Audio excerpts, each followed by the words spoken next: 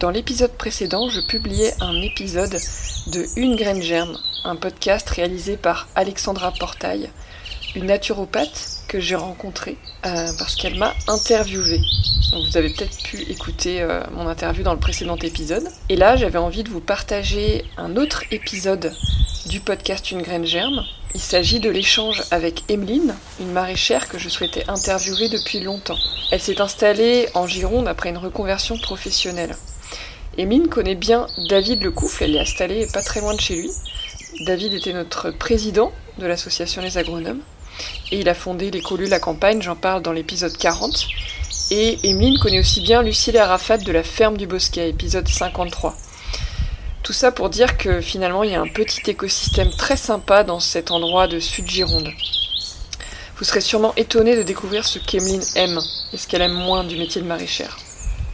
Emeline apporte une vision holistique des pratiques agricoles, de l'accès à l'alimentation pour tous et une vision pragmatique des transitions de vie, puisqu'elle en a vécu une, de vie urbaine vers une vie profondément rurale. Je vous laisse avec Alexandra et Emeline. À bientôt.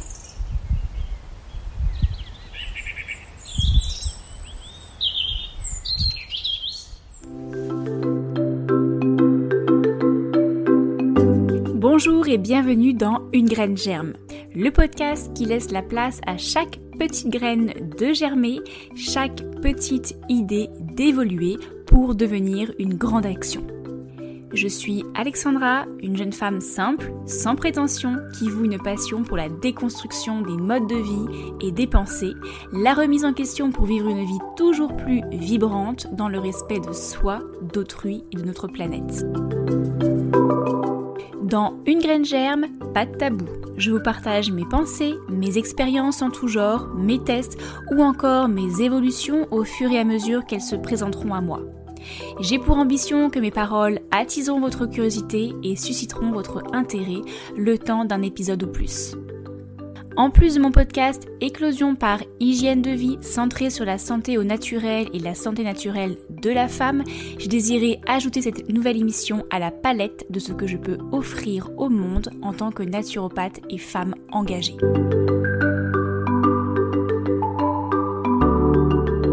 Alors, quelle nouvelle graine a bien pu encore germer dans ma tête ? Bonne écoute !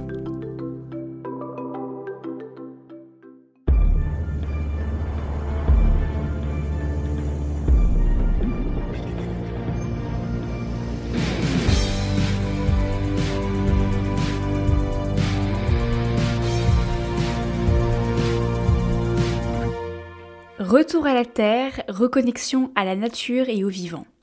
Je vous convie aujourd'hui dans un nouvel épisode réalisé en collaboration avec l'association Back to Earth, dont la mission est d'œuvrer pour le retour à la terre des citoyens.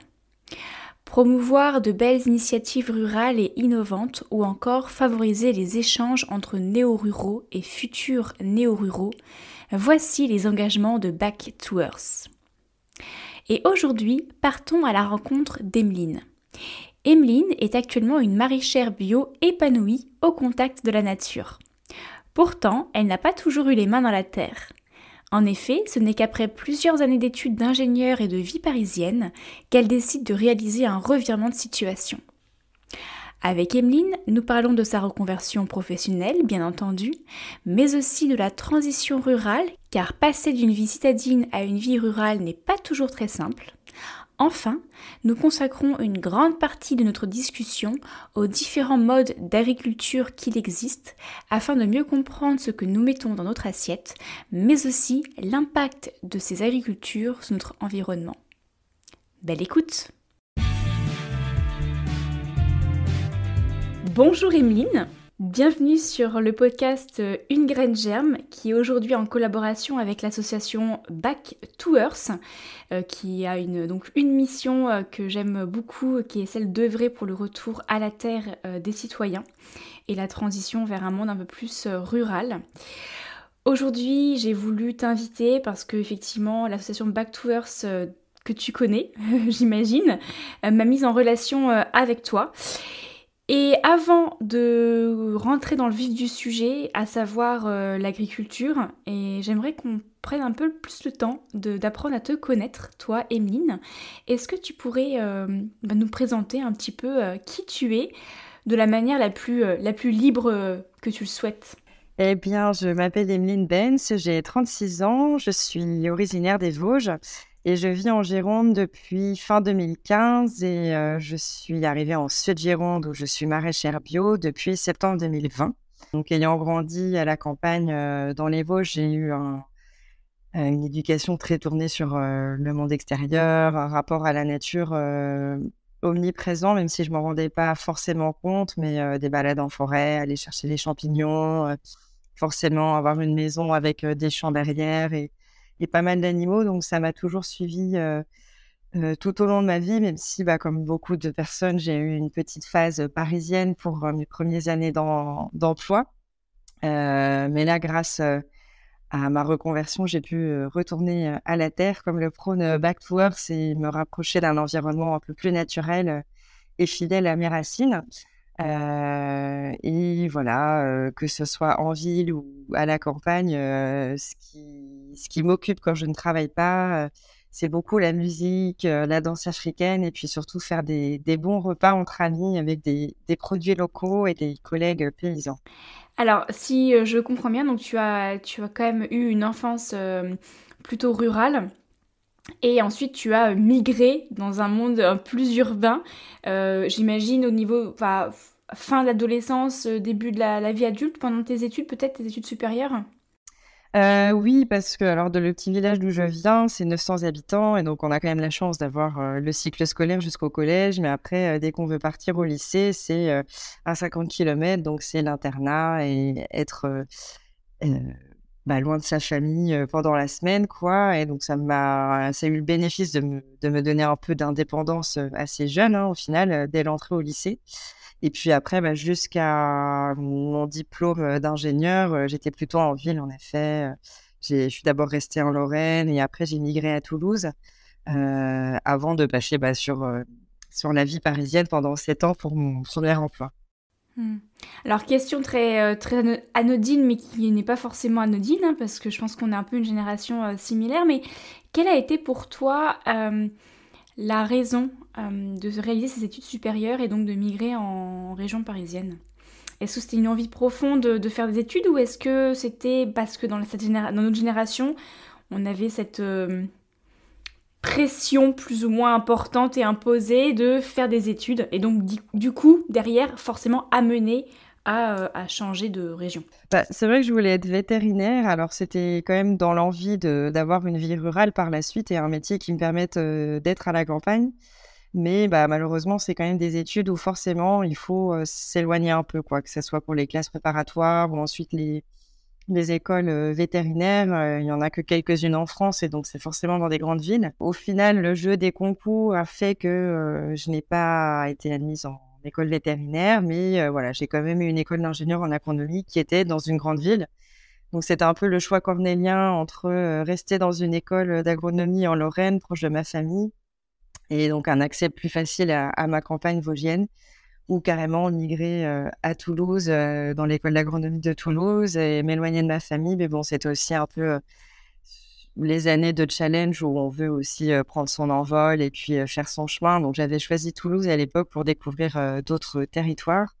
Et bon, on avait quand même la chance d'être dans une école où on n'était pas en plein centre-ville de Toulouse, on était quand même un peu plus à la campagne avec des enseignements et des travaux pratiques dans les champs. Donc voilà, c'était la ville sans être complètement l'hyper centre-ville toulousain. Et donc c'est ton métier ensuite post-études qui t'a amené à vivre en région parisienne? Oui, c'est ça. En fait, j'avais rencontré un compagnon à l'époque quand j'étais en école d'agronomie et lui était de Paris. Donc quand on a été tous les deux diplômés, il a rapidement trouvé du travail sur Paris. Et voilà, on s'est dit, on se lance un peu dans la vie active à deux. Et moi, j'ai cherché sur Paris, même si c'était pas vraiment la zone géographique que j'espérais le plus. Mais bon, c'est une réalité. C'est sûr que sorti d'un diplôme Bac+5, il y a quand même pas mal de postes sur Paris. J'ai mis un pied dans l'écologie encore un peu plus en arrivant sur Paris au final, de manière assez rigolote. Enfin, on pourrait penser que la ville, ça nous amène vers des boulots très bureaucratique. Mais au final, moi, c'est ce qui m'a permis d'entrer dans l'écologie encore un peu plus parce que j'ai travaillé pendant 7 ans à la Fondation Nicolas Hulot et c'est vraiment ce qui m'a, donné cet élan écologique encore un peu plus que j'avais. Je l'avais de cœur et voilà, de mon enfance à la campagne, mais là, de travailler à la Fondation Nicolas Hulot, ça me l'a donné dans une dimension, plus professionnelle et un peu plus militante aussi.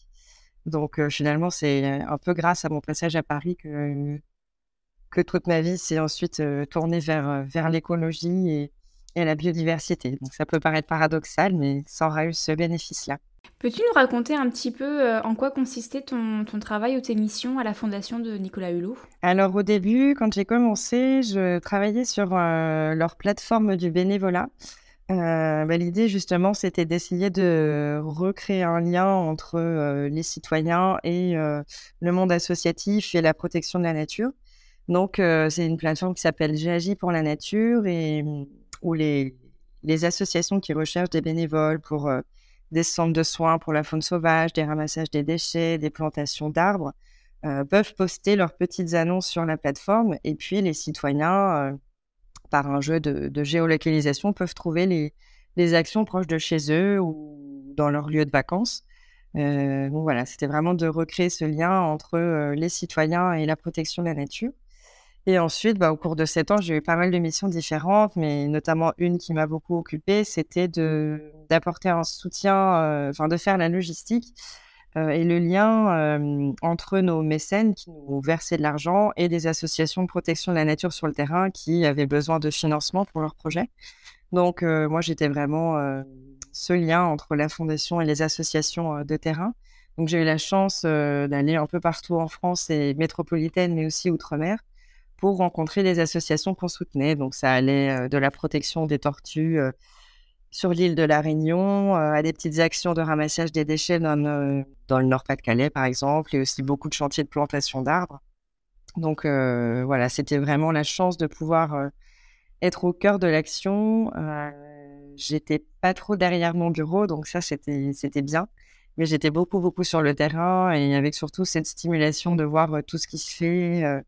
C'est vrai que dans des moments où on pourra un peu baisser les bras en se disant: «Bon, c'est foutu d'avance, on pourra plus inverser la tendance, de tous les désastres écologiques qu'il y a», c'est vrai que d'être au cœur des gens qui agissent sur le terrain, tous les jours, j'avais un peu cette stimulation de dire: «Bon, allez, si, il faut y croire, il y a quand même pas mal de gens qui se bougent, en France pour, faire changer les choses», donc ça aide à rester positif, mais ça donne aussi beaucoup envie de passer de l'autre côté et d'être sur le terrain et aussi acteur concrètement. Donc c'est un peu ça qui a contribué aussi par la suite à ma reconversion pour plus seulement être, spectatrice des actions, mais vraiment réellement actrice, quoi. Ouais, de toute façon, en ce moment, on parle beaucoup d'éco-anxiété, donc quand même une grande prise de conscience, de certaines personnes, même génération, de ce bouleversement, écologique, climatique et tous ces désastres dont tu mentionnes l'existence. Cette éco-anxiété, on dit souvent que pour, y remédier ou en tout cas pour la limiter, il y a qu'une seule chose, c'est de passer à l'action. Clairement. À notre échelle, on a Ouais. chacun des échelles différentes, mais qu'effectivement le fait de rester spectateur ne fait que alimenter cette éco-anxiété.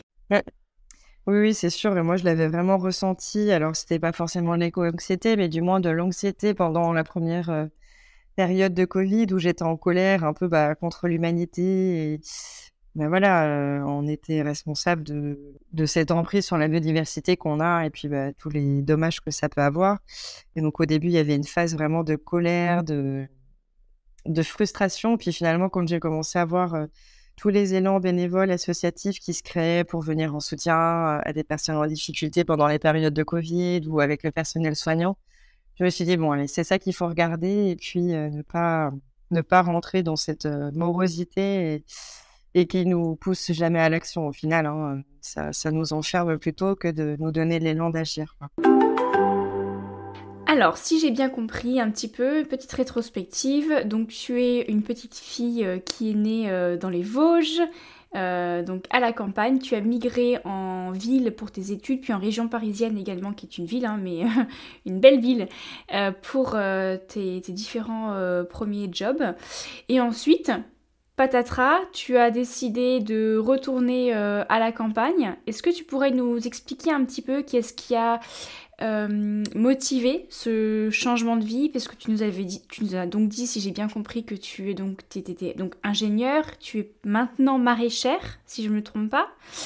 À quel âge s'est passée cette transition? Pourquoi tu as décidé de migrer à la fois de géographie et de métier? Qu'est-ce qui a motivé ce choix aussi de devenir maraîchère? Bah alors, c'était un peu enfin, c'était ma petite crise de la trentaine, on va dire, hein, un peu avant que j'ai 30 ans.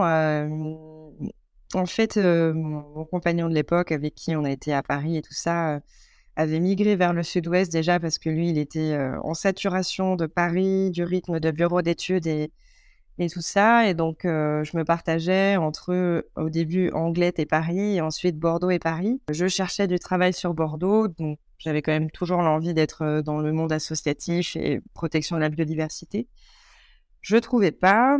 Et le documentaire Demain de Cyril Dion et Mélanie Laurent est sorti début 2016, et on l'a vu tous les deux avec mon compagnon de l'époque, et c'est un peu lui qui a enclenché le mouvement, quoi. Il m'a dit, mais en fait, on aimerait se retrouver, travailler ensemble, on n'est plus forcément bien dans nos boulots, on est tous les deux ingénieurs agronomes, pourquoi ne pas se lancer dans l'agriculture? Donc ça a été un peu l'élément déclencheur. Et moi, j'ai pris cette idée un peu à bras-le-corps parce que de toute façon, je voyais bien que j'aurais du mal à retrouver du boulot à Bordeaux, et enfin du moins dans ce que je voulais faire. Bon, j'ai dégainé mon téléphone et j'ai un peu appelé toutes les personnes qui avaient déjà engrangé cette transition-là. Donc moi, c'est Maxime de Rostolan qui a été un peu mon mentor, on va dire, dans ma reconversion. Maxime, c'est le fondateur de Ferme d'Avenir, de la plateforme de financement participatif Bluebees, et qui maintenant est engagé dans divers projets écologiques. Et lui avait fait ce changement-là. À l'époque, il était ingénieur aussi, et il était devenu maraîcher, et donc il m'a bien orientée vers les différentes étapes, et puis il m'a transmis plein de contacts en Gironde pour pouvoir engager ma reconversion. Donc ça m'a aidé un peu à construire mon parcours et ma transition, parce que bon, j'avais pas envie de quitter mon boulot du jour au lendemain et de me lancer comme ça. J'avais vraiment envie de pouvoir refaire une formation très pratico-pratique, parce que l'école d'ingénieur nous forme à l'agronomie, à la biologie des plantes, à la vie des sols et tout ça, mais ça nous apprend pas à être maraîcher en agriculture biologique, à cultiver 50 légumes différents toute l'année. Donc, je voulais vraiment refaire une formation spécifique en maraîchage, et surtout pouvoir faire des stages, parce que j'avais zéro pratique, zéro connaissance terrain du maraîchage. Et donc, c'est vrai que le temps d'identifier la bonne formation, au final, j'ai quitté la Fondation Nicolas Hulot en septembre 2017 seulement. Donc, j'aurais eu 1 an et demi entre le moment où on s'est dit, tiens, on pourrait faire ça, et vraiment le moment où j'ai enclenché la transition.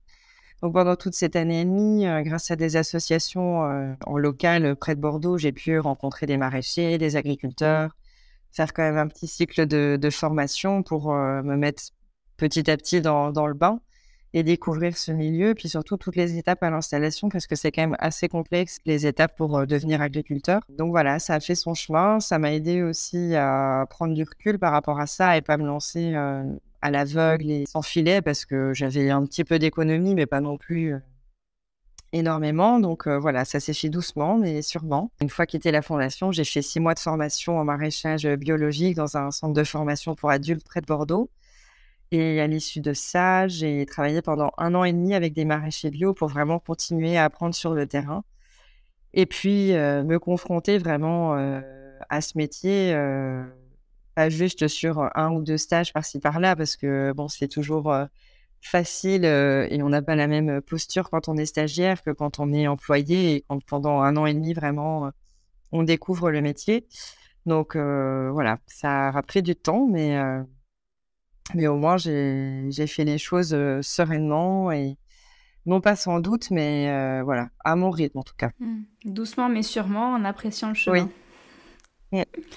Donc au final, est-ce que tu travailles avec ton conjoint? Alors non, finalement, nos chemins se sont séparés. Moi, j'ai continué l'aventure agricole seule. Et du coup, c'était aussi un peu ça qui a fait que j'ai pris mon temps, c'est que voulais faire ce métier. Le fait d'être ouvrière agricole pendant 1 an et demi, j'ai vraiment eu la confirmation que je voulais faire ce métier et être dans la production. Mais je voyais bien que seul, c'était un métier très, très complexe à faire, autant physiquement que moralement. Et puis sur la multitude des tâches à gérer, donc j'ai cherché à rejoindre des projets collectifs pour pouvoir être en équipe. Et du coup, au début, je devais m'installer sur un premier projet en Gironde. Mais finalement, pour diverses raisons, ça ne s'est pas fait. Grâce au réseau agricole proche de Bordeaux, j'ai vu la petite annonce d'un maraîcher qui cherchait un associé. J'ai d'abord fait des stages chez lui pour qu'on apprenne à se connaître, un petit peu de salariat et ensuite, grâce à mes droits au chômage, j'ai pu faire 1 an chez lui on appelle ça une convention de parrainage. Voilà, c'est les chambres d'agriculture qui mettent ça en place, dans le cadre de soit un agriculteur qui veut partir à la retraite et d'avoir un tuilage pendant 1 an avec la personne qui reprend ou soit, voilà, des personnes qui souhaitent s'associer et qui souhaitent, tester leur compatibilité d'humeur, avant d'engager les frais et de s'associer. Donc on a pu faire ça. Ce qui fait qu'on a quasiment travaillé ensemble pendant 1 an et demi avec David avant de s'associer. Notre société est créée depuis le 1er janvier 2022, donc on aura bientôt 1 an. Enfin, ça permet qu'on soit deux et de partager la charge mentale, toutes les tâches à faire pour ce métier. Et puis finalement, de ne pas être en couple, ça permet de pouvoir prendre des vacances chacun de notre côté parce que quand on s'installe en couple, il faut toujours qu'il y ait quelqu'un au jardin. Donc voilà, c'est plus facile finalement d'être installé en associé non conjugal pour pouvoir avoir une vie sociale à côté. Alors, j'aimerais bien que tu nous racontes un petit peu pour qu'on comprenne bien en quoi consiste ta vie aujourd'hui. Est-ce que tu peux nous raconter un petit peu une journée type dans ta vie de maraîchère? À quoi ça ressemble? Alors nous, alors, disons que les journées s'organisent par rapport aux semaines, hein. Ça, j'ai découvert que c'est un métier où il fallait toujours avoir un temps d'avance. On est même dans une logique quasiment de 6 mois d'avance pour anticiper les plantations, les semis, la commercialisation.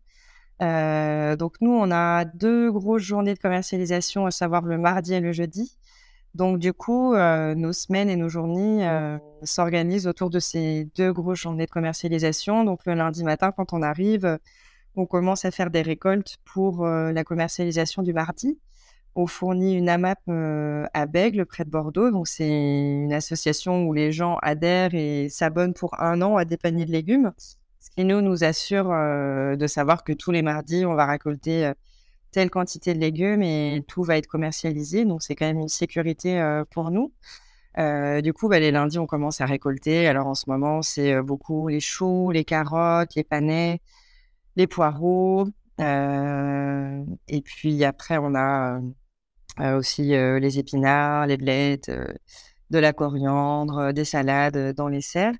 Donc le lundi, on commence par des petites récoltes et puis ensuite, en ce moment, c'est sûr que c'est une période un peu plus calme, donc on a le temps de faire du désherbage dans les serres, on a le temps de faire les bilans, notamment comptables, mais aussi faire la rétrospective de tout ce qu'on a semé, planté, les quantités de légumes récoltés pour avoir un peu des bilans et savoir comment était l'année.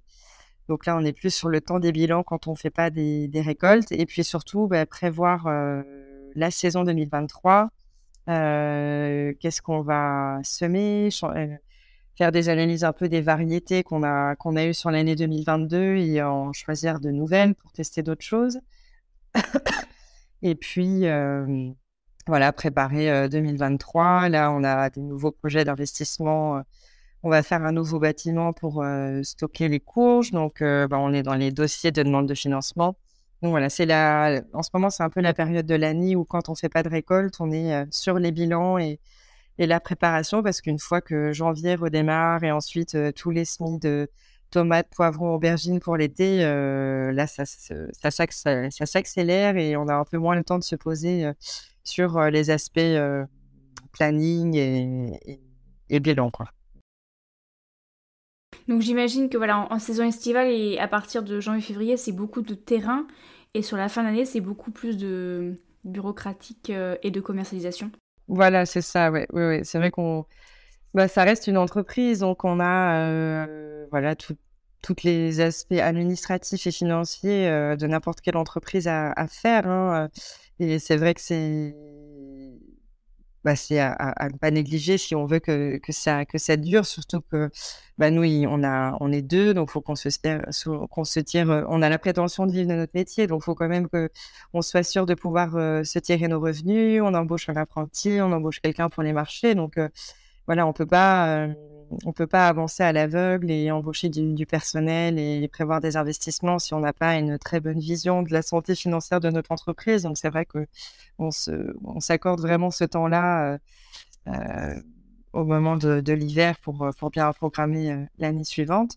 Et après, c'est sûr qu'à partir de janvier, on lance tous les semis de tomates, poivrons, aubergines, ensuite ce sera les poireaux, et puis après, bah, relancer, toutes les plantations pour, le printemps et ensuite pour l'été. Donc voilà, après on arrive à se tenir à avoir 35 heures effectives de travaux dans les champs, du lundi au vendredi. Donc on arrive à ne pas avoir à travailler, le week-end, hormis, bah, de l'arrosage de semis ou éventuellement, on fait des fois des petits chantiers avec nos clients pour, leur faire découvrir la ferme.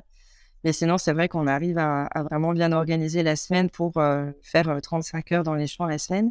Et après avec, mon associé, on se partage la commercialisation, les mardis, les jeudis et un peu les week-ends en été.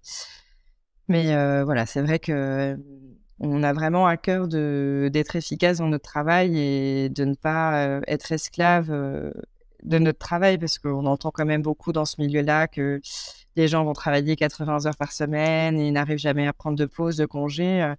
Nous, c'était pas notre choix, quoi. Moi, c'est pour ça que je voulais m'installer à plusieurs. C'est pour ça que David, mon associé, avait fait son appel à associés, parce qu'au début, il s'est installé seul et il s'est rendu compte au bout de 2-3 ans que c'était pas tenable. Et voilà, si on veut avoir une vie sociale et familiale à côté, il faut réussir à bien s'organiser pour s'accorder du temps pour soi, quoi. Et c'est important. Surtout que dans une ère où aujourd'hui on manque d'agriculteurs, de maraîchers, parce que ça fait peur, ce sont des métiers qui font peur. Comme tu le disais, c'est beaucoup l'image de l'agriculteur qui est dans son champ et qui travaille 80 heures par semaine, qui est épuisé. C'est ce qui rebute, je pense, beaucoup de personnes aujourd'hui. Quel serait, toi, ce que tu préfères dans ce métier? Et peut-être après, tu pourrais nous dire qu'est-ce que tu aimes le moins, tu apprécies le moins peut-être. Bah, moi, j'aime beaucoup le fait d'être dehors, hein, au quotidien. Là, c'est vrai qu'en ce moment, on a plein de petits rouges-gorges, vraiment, très curieux, pas sauvages du tout, qui sont tout le temps avec nous quand on est dans les champs pour, ramasser les carottes. Ils viennent, grappiller les petits vers de terre, quand on sort les carottes de la terre, et c'est vraiment ce lien, constant avec le vivant, avec la nature, et puis on vit au fil des saisons, donc chaque mois est différent. On voit vraiment la nature évoluer, au fur et à mesure. On mesure aussi bien, du coup, les effets du changement climatique, parce que, on peut voir d'une année à l'autre, que les cycles, des végétaux ou même, des animaux qui nous entourent, vont être, perturbés. Donc ça, c'est un peu le revers de la médaille, et c'est des fois, on se prend de plein fouet, ces changements-là. Mais bon, pour autant, c'est d'être connecté vraiment, au vivant. Et puis aussi, bah, nous, on va vraiment, de la semence jusqu'à la commercialisation. Donc c'est aussi de voir tout le cycle, de pouvoir, semer les graines dans la terre et de voir, bah, toute la croissance jusqu'à, les vendre à nos clients. Et ce lien aussi avec les clients, qu'on a, parce qu'on a fait ce choix d'être uniquement en vente directe, il est vraiment précieux parce qu'on a un retour direct sur notre travail. C'est vrai que c'est des métiers quand même, durs, hein, pour autant. Donc de voir la satisfaction de nos clients, les encouragements, le soutien, c'est ce qui nous aide à tenir. On a aussi des clients vraiment très fidèles où on voit, les enfants qui naissent et nos légumes, vont, fournir les premières purées, des enfants. Donc ça, c'est quand même vraiment, très satisfaisant. Moi, c'est vrai qu'il souffrait un peu du manque de concret avant quand j'étais à la Fondation Nicolas Hulot à être très spectatrice. Voilà, vraiment, je me sens actrice et c'est ça qui est motivant chaque jour, quoi. Et alors, qu'est-ce que tu peut-être apprécies le moins ou ce qui est le plus dur pour toi? C'est un métier qui est très, très technique quand même, où comme je disais, il faut tout prévoir, tout anticiper 6 mois à l'avance. Et donc, il y a énormément de travail de planification. Et donc là, c'est des tableaux Excel avec des calculs à n'en plus finir. Et ça, c'est vrai que c'est la partie qui m'enchante le moins. J'avais pas beaucoup d'appétence pour les mathématiques et pour les calculs quand j'étais étudiante. Et donc ça, c'est vrai que c'est l'avantage d'être à deux. C'est quand même plus mon collègue qui va assumer ces tâches-là. Lui, il adore ça, faire ses tableaux Excel, ses calculs. Et ouais, après, on va beaucoup travailler ensemble pour voilà, regarder les différentes variétés, choisir les variétés de légumes. Mais c'est vrai que c'est quand même plus lui qui a la main sur la planification et ça, je suis contente qu'on puisse se partager comme ça parce que c'est le côté, moi, qui m'attirait un peu le moins, quoi. J'ai plus l'impression de retourner dans des choses un peu scolaires, de devoir passer pas mal de temps sur l'ordinateur avec des feuilles de calcul et voilà, moi, je préfère clairement être plus dans les champs et dans les actions, les activités physiques, et les mains dans la terre que de me remettre sur un ordi pour faire des tableaux Excel. Mais c'est intéressant ce que tu dis parce qu'effectivement, je pense qu'on a... Enfin, moi, j'ai beaucoup aussi l'image, donc à la fois de l'agriculteur qui est épuisé et à la fois qui travaille seul. Et en fait, toi, tu es vraiment un contre-exemple parfait. Alors, je dis pas que tu n'es pas épuisé, mais en tout cas, vous réussissez à maintenir un cadre aussi horaire de manière à pouvoir préserver à minima votre santé, aussi bien physique que mentale. Et le fait d'être associé, ben, vous réussissez aussi à vous répartir certaines tâches. Oui. En fonction de vos appétences, compétences, temps, etc. Donc je pense que c'est des images un peu de l'agriculture moderne qui est importante de garder en tête pour les personnes qui aujourd'hui aimeraient potentiellement faire ce métier mais qui auraient peut-être beaucoup de craintes à franchir le cap. Oui, oui, complètement. J'aimerais maintenant que l'on parle un petit peu justement des agricultures parce que je pense que dans l'esprit de beaucoup de personnes, il y a l'agriculture bio, donc biologique, et le reste, l'agriculture non bio, un peu plein de pesticides, etc. Est-ce que tu pourrais nous dire si ce raccourci est réel ou est-ce qu'il existe d'autres types d'agriculture et de culture de fruits et de légumes ? Alors oui, alors on a beaucoup de types d'agriculture et surtout ces dernières années, et puis bon, je pense que c'est très français, on aime aussi un peu mettre les choses dans les cases, mais après, en termes de définition, malheureusement, il n'y a pas de choses vraiment précises, à part l'agriculture biologique, où il y a un cahier des charges qui énonce des règles, et donc en l'occurrence pour l'agriculture biologique, c'est de ne pas utiliser de produits chimiques de synthèse. On a ensuite plein de courants agricoles qui n'ont pas de cahier des charges et pas vraiment de définition stricto sensu. Donc évidemment, on parle beaucoup d'agriculture conventionnelle et encore une fois, le terme est apparu quand l'agriculture biologique est apparue pour mettre un nom en regard, mais on n'a pas vraiment de définition officielle pour l'agriculture conventionnelle, hormis le fait que ce n'est pas de l'agriculture biologique. Et du coup, par définition, ça veut dire que dans l'agriculture conventionnelle, on utilise des produits chimiques de synthèse. Et après, il y a plein de courants qui sont apparus. Il y a des agriculteurs qui souhaitent faire évoluer leurs pratiques, qui étaient en agriculture conventionnelle et qui souhaitent faire évoluer leurs pratiques sans pour autant se faire certifier bio. Et du coup, pour noter quand même un engagement de leur part vers des méthodes plus respectueuses de l'environnement et de la vie du sol.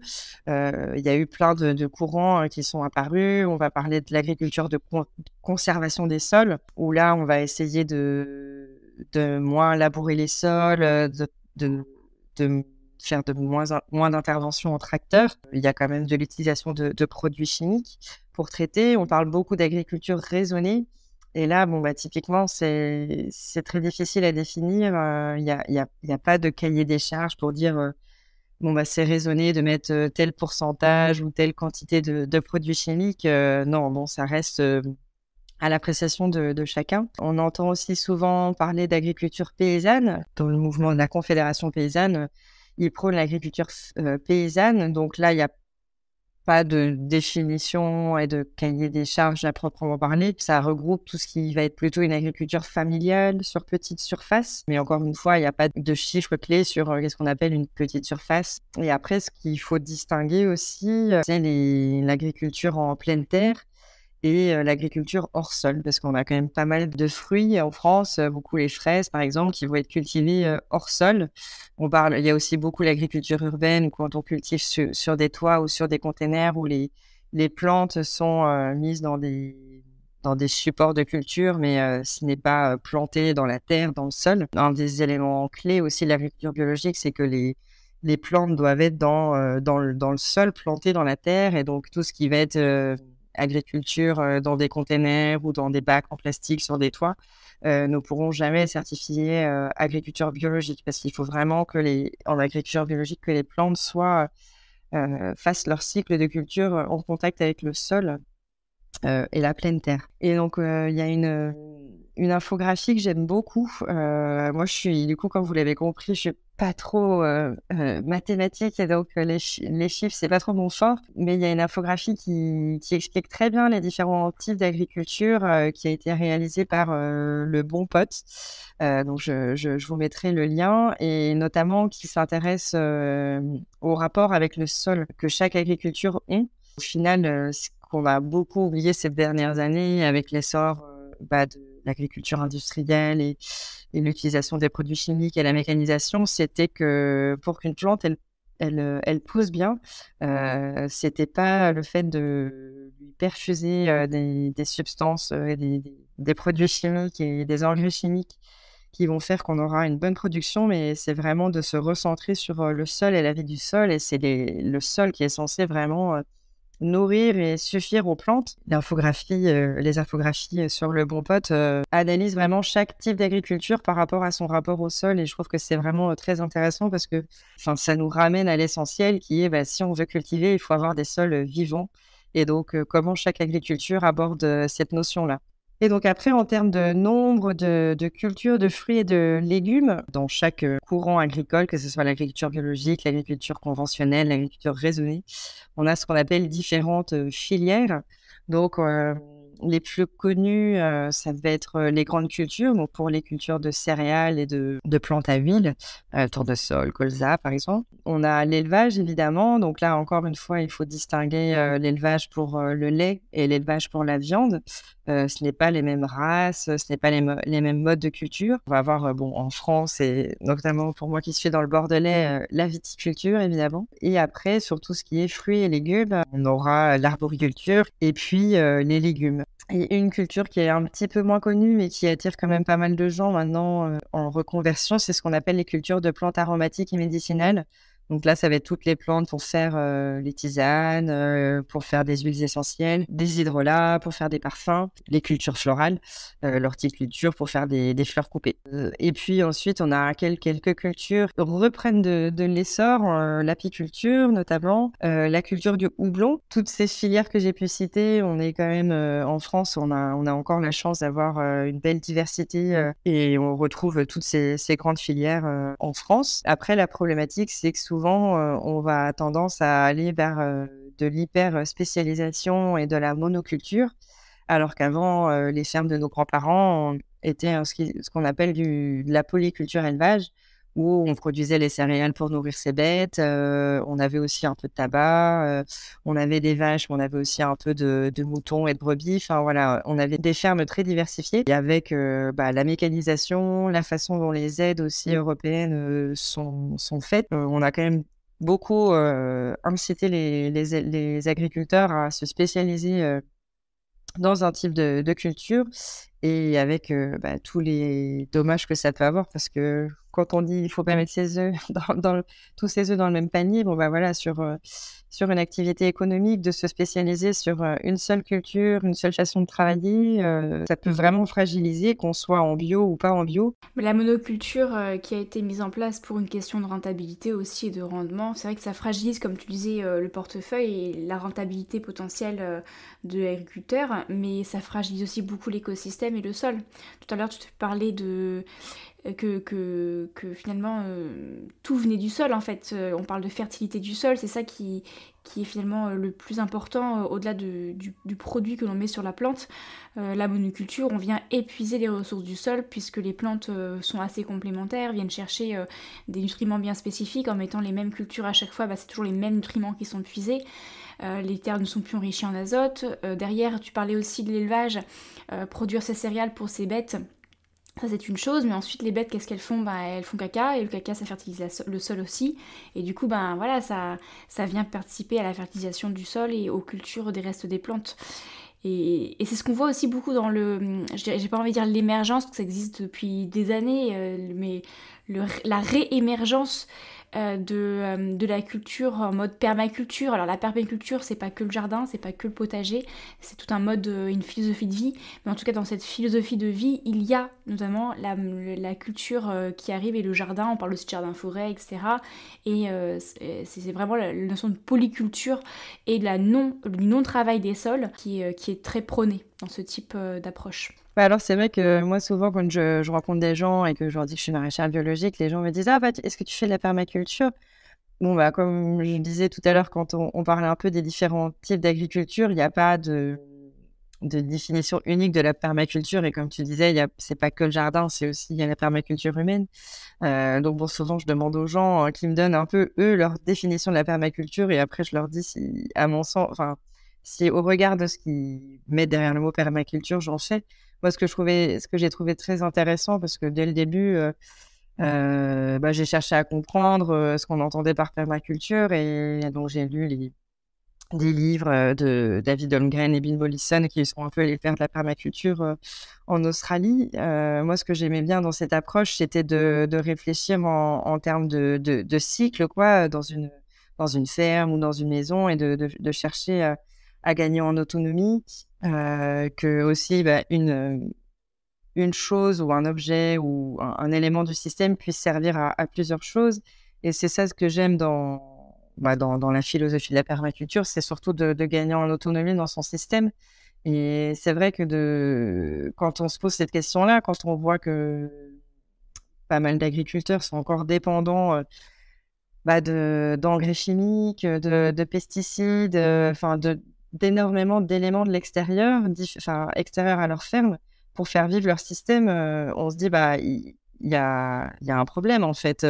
Dans les forêts sont s'autogèrent, sont autonomes, les arbres arrivent à faire leur cycle, à se développer sans qu'on apporte rien de l'extérieur. Donc, quand on est tellement dépendant de l'extérieur pour faire vivre son système, c'est qu'il y a quelque chose qui cloche. Et du coup, voilà, moi, dans notre ferme, c'est ce qu'on essaie vraiment de faire, d'être le plus autonome possible. C'est pour ça qu'on veut faire, qu'on fait nos plans, pour vraiment avoir une liberté de choix dans nos semences, dans les variétés qu'on va cultiver.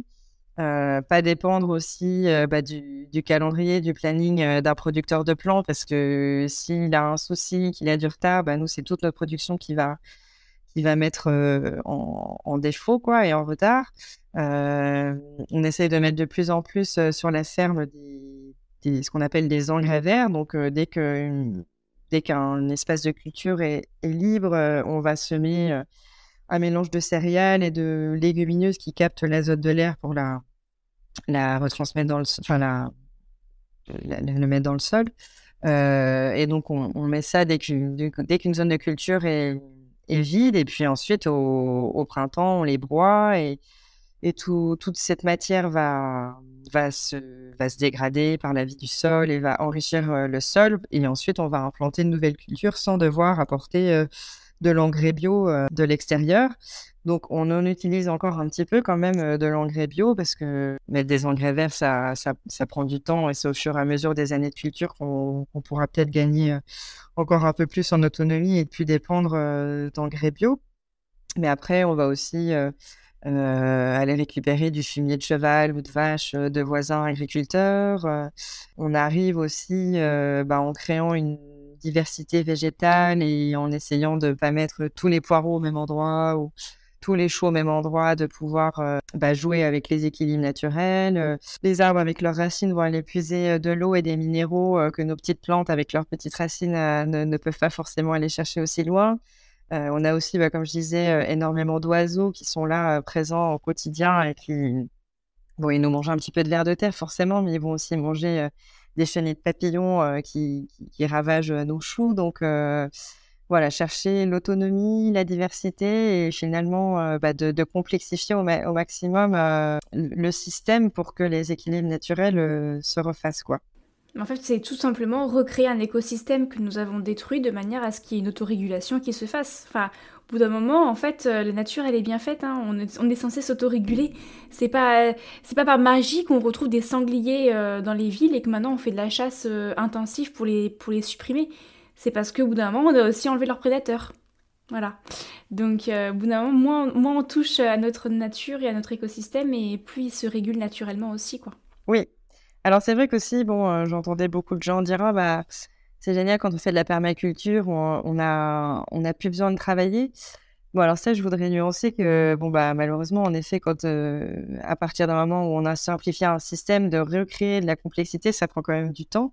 Mon associé s'est installé en 2017, donc là, on arrive en 2023. C'est vrai qu'il faut quand même bien 5-6 ans pour, recréer un écosystème varié, une vie des sols, donc bon, c'est pas juste se dire, «Je fais de la permaculture, je ça m'économise, du travail». C'est quand même, C'est du long terme. ça prend quand même du temps de voilà, de recréer, un système diversifié, ouais. Donc si je comprends bien, il y a l'agriculture bio, sans engrais, et enfin en tout cas engrais de synthèse et chimiques, et il y a le reste. Et dans le reste, il y a plein de choses que l'on peut nuancer. Donc finalement, pour une personne, là je prends une personne lambda qui peut nous écouter, hein, pour aller faire ses courses et manger le plus sain possible, soit on se tourne vers l'agriculture bio, les fruits et légumes bio, soit si pour X ou Y raison, il n'y a pas aussi économiquement, ça peut être plus compliqué de se fournir que en bio en tout cas. Derrière, en fait, la seule alternative, c'est de connaître la culture, le mode d'agriculture utilisé et si possible plutôt aller carrément parler à l'agriculteur et de voir comment il fonctionne. C'est bien ça.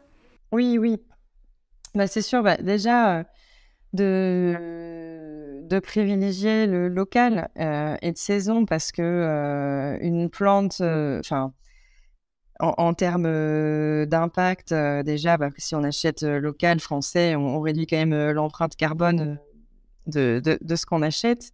Et puis, de saison, quoi, parce que un légume, qu'on va, s'entêter, enfin, quand on s'entête à faire pousser des tomates, en France, en hiver, on se rend bien compte qu'il n'y a pas l'ensoleillement qu'il faut. Les sols sont froids. Enfin, c'est des périodes de l'année où la vie du sol quand même est moins riche et donc pour faire produire, un rendement, qui soit, rentable, pour l'agriculteur qui va sûrement devoir, chauffer ses serres pour que les tomates, se développent, les bourrer, d'engrais chimiques pour que la plante fasse son cycle alors que, il y a moins de lumière, elle fait moins de photosynthèse, elle pourrait pas croître, en temps normal, à ces températures et ces niveaux d'ensoleillement. Forcément, on va manger enfin, ce qu'on mange, c'est même plus de la tomate et des molécules de tomate, c'est quand même surtout des produits de synthèse, qui sont pas bons pour, enfin, qui sont pas bons pour notre corps, quoi, voilà, qui nourrissent pas. Et c'est pas les nutriments, que la plante a puisés, dans le sol, c'est pas toute l'énergie, solaire qu'elle a mis dans son cycle de production. Enfin, voilà, c'est se dire que acheter une plante, enfin un légume, ou un fruit qui n'est pas de saison, on n'assimile pas les bonnes choses, à ce moment-là, quoi. Et puis, là, je voyais typiquement, on faisait un peu les courses, avec, ma maman pour préparer Noël et je voyais en rayon, bah, des poivrons, des courgettes, des tomates, des aubergines, donc bon, qui venaient d'Espagne, du Maroc ou d'Italie, qui étaient 2 fois plus chers, que moi, mes légumes bio quand je les vends de saison. Donc c'est vrai que souvent les gens disent: «Le bio, c'est cher», mais acheter un poivron en hiver, ça coûte 2 fois plus cher que si on achète, un poivron bio en été, quoi. Donc c'est ça aussi, qu'il faut prendre conscience, c'est, le coût des choses et aussi, bah, enfin, l'argent qu'on met dans un produit, est-ce qu'on le met pour vraiment acheter un produit qui nous nourrit ou est-ce qu'on le met pour payer les engrais chimiques que l'agriculteur a mis dans les légumes, quoi. Donc, c'est le rapport à la santé, à l'argent qu'on met dans les produits. Euh, Après, ce qu'il faut quand même souligner, hein, parce que je veux pas dire qu'il y a que l'agriculture biologique qui soit bonne. On a quand même une tendance vers le mieux, quoi, parce que entre le coût des produits chimiques, le coût de l'énergie et tout ça, les agriculteurs qui ne sont pas bio, de fait, ont quand même un souci de vivre de leur métier et de faire des économies et donc consomment de moins en moins d'intrants chimiques. Il y a quand même quand je disais qu'il n'y a pas de cahier des charges sur l'agriculture non bio, enfin pour les agricultures qui ne sont pas biologiques, il y a quand même maintenant des règles pour par exemple les gens qui produisent du maïs, ils ne peuvent plus faire du maïs, enfin pour avoir les aides européennes, ils ne peuvent plus faire du maïs année après année au même endroit. Ils sont invités à faire ce qu'on appelle des rotations de culture et à mettre des céréales, enfin d'autres céréales après ou d'autres plantes ou mettre des engrais verts et tout ça pour justement quand même arrêter d'épuiser les sols chaque année au même endroit. Donc il y a quand même des choses qui vont vers le mieux. On a beaucoup de fermes maintenant qui ont des tracteurs hyper sophistiqués, équipés, avec des appareils comment dire, de calcul pour irriguer, enfin mettre de l'eau aux plantes vraiment au bon moment, au bon endroit et limiter la ressource en eau. Donc il y a quand même beaucoup de choses qui sont faites dans le monde agricole pour essayer de réduire au maximum la consommation d'intrants. Mais bon, en cas de souci, un agriculteur bio ne pourra jamais qui est certifié bio ne pourra jamais avoir recours à une substance chimique s'il a une invasion, je sais pas, de chenilles.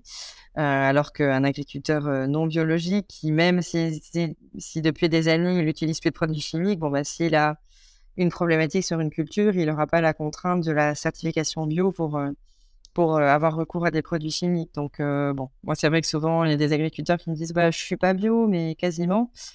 Oui, mais bon, bah, le jour où tu as un pépin, si tu as le choix entre un produit chimique et non chimique, tu vas peut-être vouloir assurer le coût et protéger tes cultures en mettant un produit chimique. Alors, quelqu'un qui est certifié bio, dans tous les cas, il pourra jamais le faire et ça amène d'autres problèmes, hein, parce on prend des risques, hein, c'est sûr, des fois, euh, mais bon, non, je suis quand même convaincue que moi, je voudrais rester dans le bio. Là, depuis quelques temps, l'effet après Covid, on voit que les magasins bio ont des fois tendance à baisser et tout ça, mais moi, je reste quand même convaincue que c'est la bonne façon de faire et je n'aurais pas envie de changer, quoi. Ouais. Mm. Mais c'est vrai qu'on a tendance aussi à voir un petit peu court terme et on se rend pas compte de l'impact à la fois écologique et de santé de l'utilisation de ces intrants chimiques. Et qu'on voit l'impact par contre potentiellement économique sur le portefeuille quand en cette période d'inflation, parfois c'est vrai que concrètement ça peut être compliqué de faire des choix pour des choses qui sont plus chères à l'instant T. Quand on a moins le choix. C'est vrai que moi j'essaie toujours là je reprends ma casquette un petit peu de naturopathe et quand je suis en consultation avec des clients et des clientes, d'avoir un discours assez nuancé, d'essayer de prôner au maximum déjà comme tu le disais de manger de saison et local parce que c'est ce qui nous apporte le maximum de vitalité. De toute façon, moi je n'arrive pas à concevoir, pas plus tard qu'il y a quelques jours, là je suis allée au restaurant et à côté du poisson fraîchement pêché à côté de chez nous, ils ont servi une ratatouille à base d'aubergines et de poivrons. On est au mois de décembre. J'ai trouvé ça en fait complètement triste, en fait triste, tout simplement triste. Et donc manger de local, manger de saison, et puis au maximum si on y arrive, et en plus c'est même le cas en ville avec les AMAP, etc., d'aller en fait créer un lien avec son agriculteur, de trouver ou son maraîcher et de savoir comment il cultive quoi, au maximum. Effectivement tu parlais de la personne, l'agriculteur qui des fois n'utilisait rien, mais quand il y avait une invasion de quelque chose, allait quand même utiliser les engrais. Peut-être qu'on arriverait, alors la question c'est est-ce qu'on arrive toujours à créer une relation assez de confiance pour que l'agriculteur soit assez authentique pour dire non, je j'utilise rien, mais là c'est vrai que cette culture-là, spécifiquement, j'ai utilisé des engrais parce que j'avais un gros souci quoi. Ça c'est la question qui reste peut-être un peu en suspens. Après, bon, aussi, c'est sûr que d'un point de vue financier, à partir du moment où on réduit le nombre d'intermédiaires, on achète forcément au prix le plus proche du coût de revient et du coût de production. Et on aide d'autant plus les agriculteurs, quoi, parce que forcément, quand on rajoute les intermédiaires des magasins, que ce soit des magasins spécialisés bio ou des grandes surfaces, forcément, à chaque fois, plus on rajoute des acteurs dans la chaîne, chacun veut prendre sa part et sa marge. Et donc, ça fait qu'au final, ils vont tenter de réduire au maximum le premier coût d'achat au producteur pour que, en direct consommateur, ça soit accessible. Mais nous, c'est vrai que des fois, les gens qui aménagent proche de notre ferme et qui viennent à la boutique le jeudi soir, parce qu'ils en ont entendu parler ou quoi, qui voient les prix, etc. Mais vous êtes bien beaucoup moins cher qu'en magasin bio. Mais oui, forcément, parce que nous, on vous vend le prix qu'on vendrait au magasin bio, sauf que le magasin bio, derrière lui, il va vouloir se faire sa marge pour assumer ses charges, ses salaires, et c'est normal. Hein, mais du coup, forcément, oui, quand on réduit les intermédiaires, on paye au prix le plus juste, quoi. Et c'est vrai que des fois, j'entends parfois des personnes râler parce que le bio en grande surface, il est emballé dans du plastique et que c'est pas cohérent. Mais en fait, malheureusement, c'est pas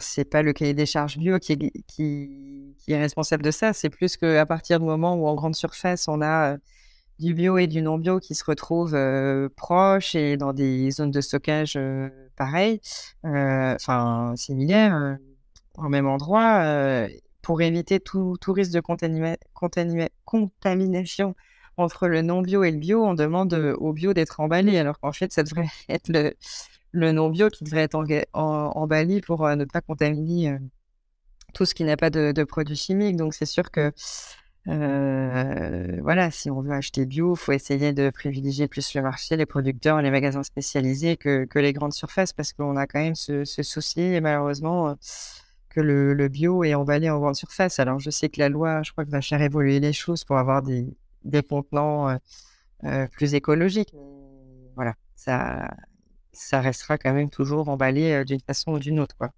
Et plus cher. Et plus cher, ouais. Et puis, malheureusement, c'est ce qu'on parlait aussi un peu tout à l'heure sur la monoculture, l'hyperspécialisation. C'est vrai que quand il y a eu un peu un boom du bio, et notamment fournir le bio en grande surface, ça reste quand même un des endroits où il y a la plus grosse part de marché sur le bio. Du coup, les agriculteurs ont dû se spécialiser et produire sur des plus grandes surfaces pour fournir la grande distribution.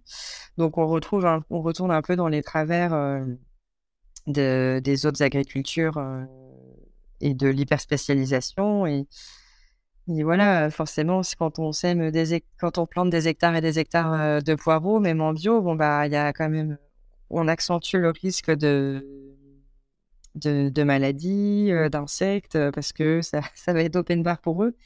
Alors que si il y a plein de petites parcelles de poireaux disséminées, pour une mouche, ça va être plus difficile d'aller contaminer toutes les parcelles de poireaux. Donc, il faut aussi se dire que oui, le bio pour la grande surface nécessite des méthodes qui sont pas vraiment favorables à l'environnement, à la vie du sol, et qui vont pas dans la logique, quoi.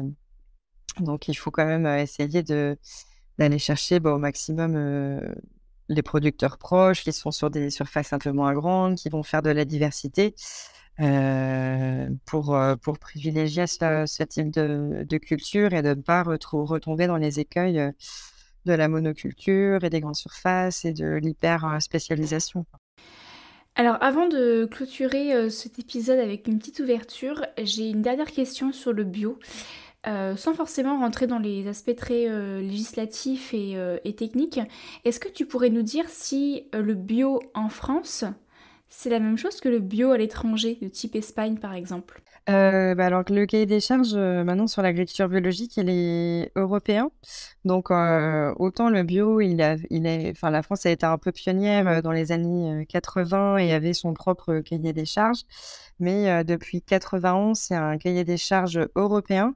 Et donc, il a fallu harmoniser justement le cahier des charges pour que chaque pays de l'Union européenne qui veuille cultiver bio s'y retrouve. Et donc, les pionniers de la bio en France n'ont pas vu d'un très bon œil ce passage à l'Europe parce que des fois, il y a un peu des incohérences. On a enfin, voilà, on n'a pas du tout les mêmes caractéristiques climatiques, géographiques, de sol et du coup, c'est très, très compliqué d'harmoniser avec autant de pays. Il y a eu notamment la problématique des serres chauffées parce qu'en bio, on pouvait chauffer les serres et parce que certains pays, voilà, s'ils veulent avoir des tomates au printemps, enfin certains pays d'Europe de l'Est, s'ils veulent avoir des tomates au printemps avec les températures qu'ils ont en début d'année, ils pourraient jamais. Donc, ils avaient la possibilité de chauffer les serres. Et voilà, en France, on n'était pas du tout favorable à ça parce que c'est consommateur de pétrole. Et donc, je crois que le compromis qu'on a trouvé quand il y a eu une révision du cahier des charges de l'agriculture biologique au niveau européen, c'était les agriculteurs bio ne sont plus autorisés de chauffer les serres pour produire hors saison. C'est-à-dire que si un agriculteur en Bretagne voulait chauffer des serres en décembre pour avoir des tomates en février ou en mars, bah ça, il n'a plus le droit. Enfin, maintenant, en France, on va planter les tomates, on va dire, fin mars, début avril pour les avoir début juin, début juillet, mais on n'a plus le droit de chauffer des serres pendant l'hiver pour avoir des tomates hyper tôt. Donc non, qu'on achète des tomates en Espagne, enfin qui viennent d'Espagne ou d'Italie ou de n'importe quel pays européen, c'est les mêmes règles maintenant. Mais par contre, hors Union européenne, ce n'est pas forcément le cas. Alors après, bon, sur les lois marchandes, il y a quand même un filtre maintenant avec l'Europe où il y a des produits chimiques notamment qui sont interdits à l'échelle européenne. Et donc, s'il y a des cultures produites à l'étranger avec ce produit chimique qui n'est plus autorisé en Europe, normalement, il n'a pas le droit de se retrouver sur le territoire européen. Il y a quand même des filtres maintenant pour garantir un peu des choix que l'Europe a fait d'un point de vue environnement et l'interdiction de certaines substances chimiques. Normalement, on n'est pas censé retrouver ces substances-là provenant d'autres pays sur le territoire européen. Après, il y a parfois des gens qui arrivent à saisir des failles, mais logiquement, on est quand même protégé de certains produits chimiques, même si on ne consomme pas bio. Ce qui est quand même rassurant. On arrive tranquillement à la fin de notre échange et pour terminer cet épisode, je te propose un petit peu de légèreté. Une graine germe et Back to Earth prônent un retour à la terre de l'être humain et une reconnexion à son écosystème. Et je te propose de faire un petit voyage dans le temps et de nous retrouver dans 10 ans. Donc aujourd'hui, là, à l'instant T, nous enregistrons l'épisode, nous sommes le 26 décembre 2022, et oui, un lendemain de Noël. Mais disons que comme il va être publié en 2023, on voyage dans le temps, et là tu ouvres les yeux et nous sommes en 2033. Est-ce que tu peux nous dire, quand tu réouvres les yeux, qu'est-ce que tu perçois de ce monde en 2033 ? Qu'est-ce qu'il y a devant toi? Qu'est-ce que tu ressens? Et peut-être même, que fais-tu? Alors, devant moi, je vois le jardin devant ma maison que je suis en train d'acheter et que je vais avoir courant 2023. Et il y a mon conjoint et son fils qui observent les papillons sur les fleurs parce qu'on a plein de fleurs devant la maison. Il y a un de mes chats qui est dans un arbre et un autre qui fait la sieste sous un bosquet. Voilà ce que je vois en ouvrant les yeux en 2033. Mm. Et qu'est-ce que tu perçois de ce monde en 2033? Ben, vraiment la sensation d'être à ma place, heureuse de mes accomplissements et de ceux qui restent à venir. Quand Voltaire, à travers Candide, nous disait il faut cultiver son jardin, je crois que c'est vraiment ça la clé. Là, je prends l'image du jardin devant ma maison parce que je suis contente aussi à cette étape de ma vie de pouvoir bah, me recentrer et arriver dans une phase où je vais vraiment cultiver mon jardin personnel et pas que celui du, du guerrier qui ferme la porte. Et donc, heureuse d'avoir réussi à mener ma barque et ma reconversion professionnelle pour réussir en 2033, être vraiment aussi à ma place personnellement. Mais quand même accompli par tout le parcours professionnel que j'ai derrière moi. Est-ce que tu as un dernier message que tu aimerais faire passer à nos auditeurs et auditrices? Vraiment, j'ai envie de dire que la transition agricole et rurale, elle est possible. Là, c'est vrai qu'on a beaucoup parlé de ma reconversion professionnelle dans le monde agricole. Mais c'est vrai j'ai pas trop détaillé la reconversion rurale. Alors, même si je venais de la campagne à la base, j'ai quand même eu plusieurs années en ville avec on va dire une certaine stimulation citadine, que ce soit par les spectacles, les concerts, les sorties. Et c'est vrai que quand je suis revenue finalement en milieu rural, cette transition rurale n'a pas été si simple parce que il faut réapprendre à vivre un peu différemment, euh, à à pouvoir s'occuper sans tous les stimuli qu'on peut avoir à la ville et donc prendre le temps d'aller rencontrer ses voisins, d'aller découvrir les associations locales, les petites manifestations culturelles et donc ça, mine de rien, c'est vraiment à considérer quand on veut envisager sa reconversion rurale, de se questionner sur j'ai envie d'un retour à la terre, d'avoir un jardin, d'avoir de l'espace, d'être à la campagne. Mais il faut quand même aussi se questionner sur qu'est-ce qui, dans la vie d'avant, nous faisait plaisir et qu'on a envie de retrouver dans cette vie rurale. Moi, je sais que je l'avais pas forcément bien identifié, mais je me suis rendu compte que j'avais besoin d'avoir un tissu associatif, d'engagement bénévole, associatif et tout ça. Et donc, par chance, j'ai vraiment retrouvé tout ce dynamisme-là en Sudy-et-Ronde où je suis maintenant, mais je l'avais pas forcément mesuré avant. Et c'est toujours quand il nous manque quelque chose qu'on se rend compte de ça. Donc, voilà, avant de s'engager dans la reconversion professionnelle ou rurale et de mode de vie, c'est quand même, quand on a envie de partir, c'est toujours parce qu'on voit le négatif de la situation à l'instant T, mais il faut quand même aussi faire ce petit travail de chercher ce qui nous plaisait. Moi, c'est vrai que dans mon travail à la Fondation Nicolas Hulot, j'aimais le travail en équipe, et c'est pour ça, quand j'ai commencé ma transition professionnelle, j'ai dit, bon, ok, je vais être agricultrice, mais je veux pouvoir être à plusieurs et pas être toute seule. Et donc, sur la transition rurale, euh, je, j'ai découvert après coup que j'avais vraiment besoin de trouver un bon tissu associatif pour continuer à m'épanouir en dehors du travail. Donc voilà, prendre le temps de se connaître, de faire la liste des pour et des contre de notre vie d'avant et de ce qu'on veut quand même essayer de retrouver dans la vie à venir.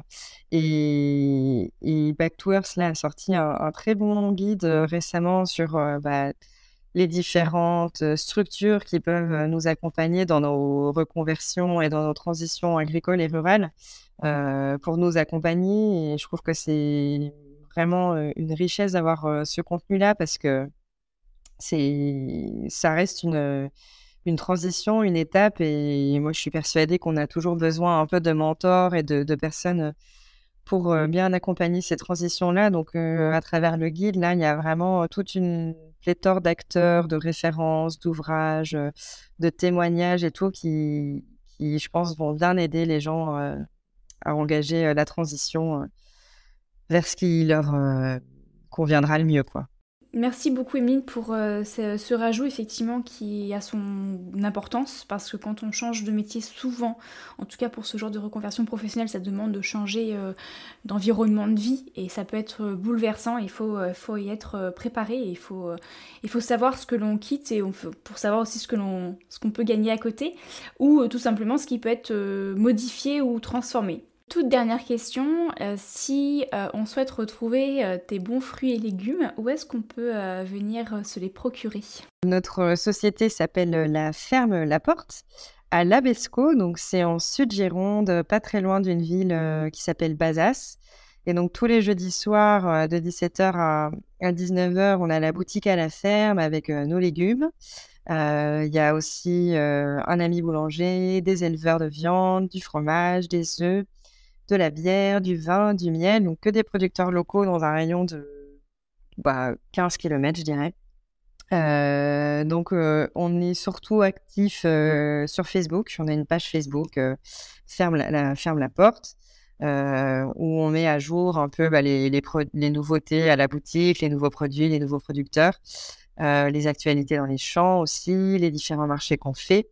Donc voilà, c'est le bon endroit pour nous suivre et pour trouver où on est. Merci beaucoup Emeline pour ce bel échange, de nous avoir aussi éclairé sur, à la fois sur ce type de reconversion professionnelle et de vie et en même temps les différents types d'agriculture qu'il existe aujourd'hui. Je te souhaite une très belle continuation dans tes projets. J'espère que tu vas pouvoir avoir ces petits papillons qui volent devant toi en 2033 et ta petite vie paisible avec ta nouvelle maison. J'imagine que toute ta vie prend de plus en plus sens aujourd'hui et que cet apport de concret te satisfait pleinement. Merci pour l'invitation Alexandra et heureuse d'avoir pu partager tout ça avec vous. À bientôt Emeline. À bientôt, au revoir.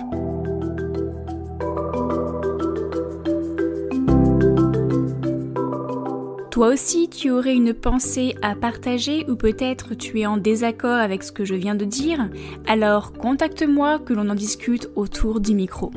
Autant que notre discussion profite au plus grand nombre. Et on ne cesse jamais d'apprendre et d'évoluer. Tu aimes cette émission et tu penses qu'elle peut être utile à d'autres personnes, n'hésite pas à la partager au plus grand nombre, à tes amis, à ta famille ou encore à tes collègues. Ce podcast est réalisé avec tout mon cœur et doit son existence à toutes ces magnifiques personnes qui lui sont fidèles depuis ses débuts. Pour contribuer de façon ponctuelle ou mensuelle afin que ce podcast gratuit, indépendant et sans publicité continue à vous inspirer et à remuer des choses dans votre tête, vous pouvez réaliser un don sur mon compte Tipeee dont le lien sera en description. Et à présent, je laisse cette petite graine germer dans votre tête et je vous dis à bientôt pour semer une nouvelle graine.